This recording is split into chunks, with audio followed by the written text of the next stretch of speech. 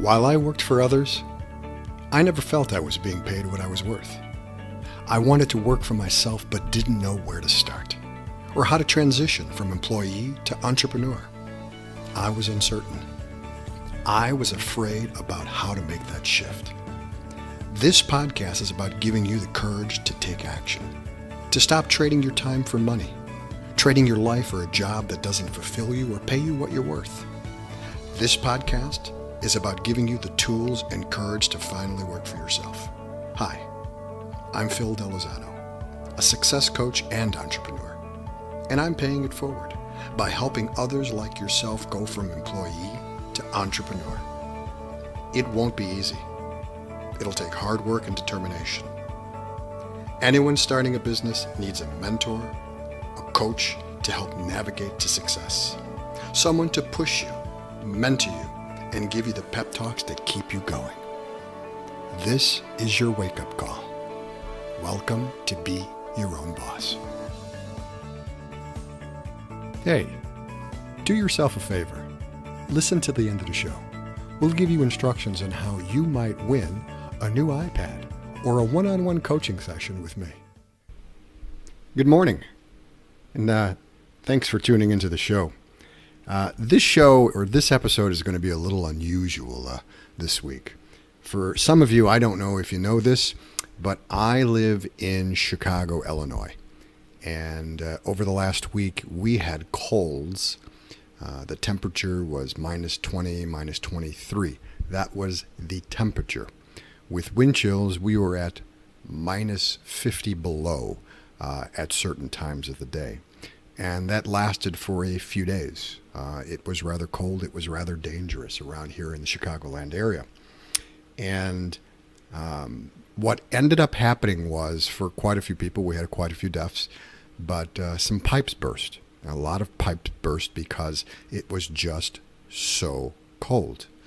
Well, yours truly, I live in a complex, and my particular unit is on the outside of the complex. It's at the end of the complex. I suffered that experience of pipes bursting. Now, it didn't burst inside my unit. It burst outside of my unit. So that happened early on, and I really wasn't affected. Outside of my unit the carpeting was wet, things like that, and they were dealing with it. It wasn't until this last Thursday that another pipe broke, and the hallways and things like that started to flood, which in turn caused water to start soaking through into my unit. And that's where I had to soak up water, frozen water. It was cold, very cold water for the next couple of hours until they got a handle on things. They finally got the water turned off. They got the pipe handled. I happened to pick up all the water, and they came and surveyed the damage, things like that, to see if there was any damage. You really couldn't tell if there was any damage just yet. Well, lo and behold, I thought, they had it under control. At 3 in the morning, I hear strange noises. There's somebody knocking at my door. And I'm half awake, and I answer the door and to learn that another pipe broke, and they wanted to inspect the unit just to see if water was seeping in. Now, I'm standing there in a t-shirt and my underwear. I really don't care. I'm asking, who are you and what time is this? And they told me who they were, and again, I was half awake. Well, in turn, water didn't really come in, but the next morning when I did finally awake, I noticed that the water that was here before that I spent time soaking up, it had soaked underneath the floor in the kitchen, which is a pergo-type floor, and some spots in closets and things like that. So water was still underneath the unit. So in turn, I told management, I would be out of my home for the next couple of days, for most of the day, so they could have access to it and they could work on it. In turn, when I came home Friday, they had torn apart the floor in the kitchen. They had moved appliances. They had torn apart some of the walls, things like that, so they could deal with the damage. And in turn, there were 3 fans and a heater well, I wouldn't say heater, this particular machine or whatever this machine was to draw out water and obviously dump it into the sink. And the fans were drying fans. These weren't fans to cool me off. These were fans to dry. These were on the floor, and these were to dry the area. Now, it is, I'm recording this episode, and it is Sunday morning, believe it or not, and I had to turn off those fans so that I could record this episode in silence. Now, I had in turn had an interview scheduled for today where I was going to record an interview with someone, and that's going to be postponed. Hopefully you'll get that episode for next week. But that I have been inconvenienced through this. So now, temperatures to today, here in Chicagoland, it's going to be in the 40s. It's going to be excessively warm, and it's going to be in the 50s. Now, that's 100-degree swing in temperature in less than a week. We had wind chills of minus 50, and we have temperatures of 50 degrees tomorrow. That's 100 degrees. It's allowing us cars to thaw and snow to melt and things like that. But this experience of having frozen pipes and not really thinking, oh, it's going to affect me, this attitude reminded me of how it affects entrepreneurs who are in business right now. And that's something I want to talk to. My frozen pipes, there was really nothing that I could do, but was I prepared for an emergency situation like that? And the answer is no. And if an emergency comes up, and I'm not speaking of frozen pipes only, but if an emergency comes up for most entrepreneurs, do they have an emergency fund put away to cover those unexpected business expenses that they need to be able to do and deliver their product or their jobs? And most don't. So that's the advice that's given. Just like you have at home, they tell you to have 3 to 6 months emergency fund put away. You also need to put away an emergency fund for your business, because I promise you, there's going to be unexpected expenses that you didn't think or anticipate. There's going to be unexpected emergencies that you're going to come across. And you don't want to sit there and borrow and borrow and borrow. Credit is not necessarily always the answer. You could do that, but it's better to have the cash on hand. That's one of the things. But the other thing that I see is most businesses don't have the cash flow, to run their businesses properly. Meaning, they do their work, they provide their product, they provide their service, they bill their customers, they invoice their customers, and the money is not coming in as fast as they want. And some of these invoices are large. And in turn, it causes, if you've got people on your payroll, if you've got expenses that you've met, if you've got suppliers that you've got to pay, it makes things difficult if that cash isn't coming in.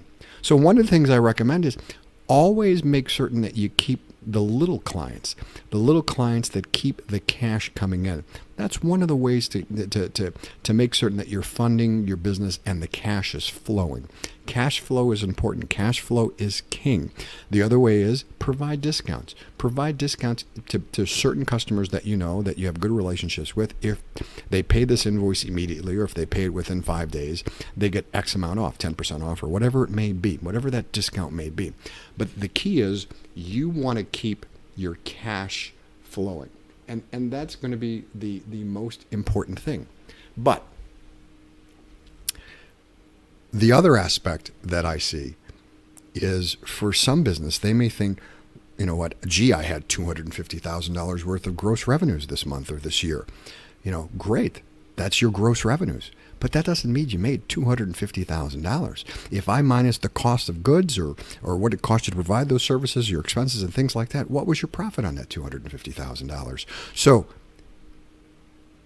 gross revenues don't equal your profit. That's something totally different. And those are things that you need to be aware of. You need to be aware of in your business. What are your numbers? How much am I generating? How much does it cost me to make it, to provide it, to do it? And what do I make off that? Because ultimately, that's what you're going to have to operate your business. These are the three things that a business that's not expecting it or is not prepared for it is going to suffer. just like I did with my frozen pipes.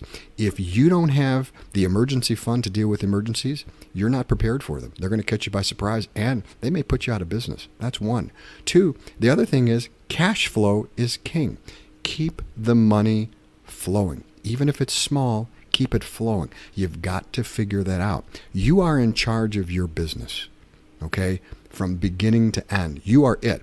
You're the beginning, you're the end. As a matter of fact, you are even your HR department. So if you've got employees, you've got to wear many hats. You've got to be familiar with many hats.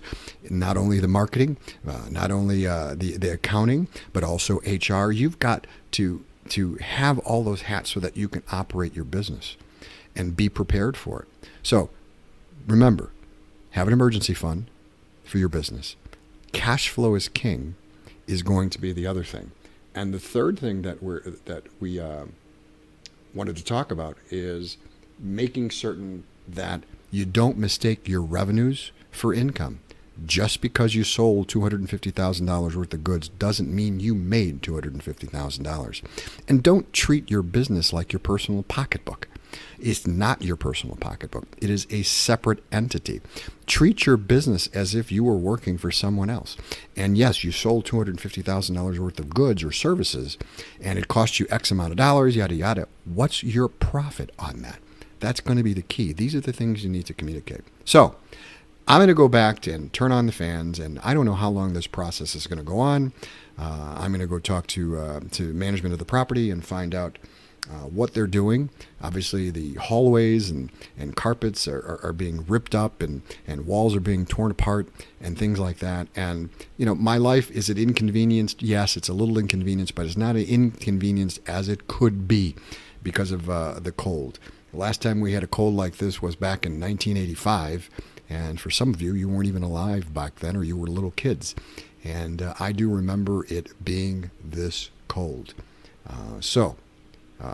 In the interim, I hope you learned your lessons, or what I've shared with you is given you something to think about for those entrepreneurs that are already in business. And I'm going to go back to my frozen pipes and see what I can do. In the meantime, have a great day, and I look forward to you next week. Hopefully we'll have those interviews for you, and we'll be able to share some more insights for those new and aspiring entrepreneurs. You have a great day, and thanks for listening. Thanks for listening. If you're not subscribed to the show, please do. It would mean the world to us. It helps us climb the rankings. Now, if you go to iTunes and give us a 5-star rating, we'll automatically enter you into our contest where you get a chance to win an iPad or one-on-one coaching. This will go on for the first few months of the year, so we're going to be giving away iPads and one-on-one coaching as our way to say thank you for listening to the show. Now, you can visit us at BYOB Peptalk, that's BYOBPeptalk.com, for further instructions on how to leave a rating, a 5-star rating with iTunes. So the biggest compliment you can pay us, or you can pay me, is by sharing the show with someone that you think that could benefit from it. So please do. We greatly appreciate that. If you have a question, please feel free to leave it for us, and we'll see if we can answer it on the show. In the meantime, we hope you have a great day.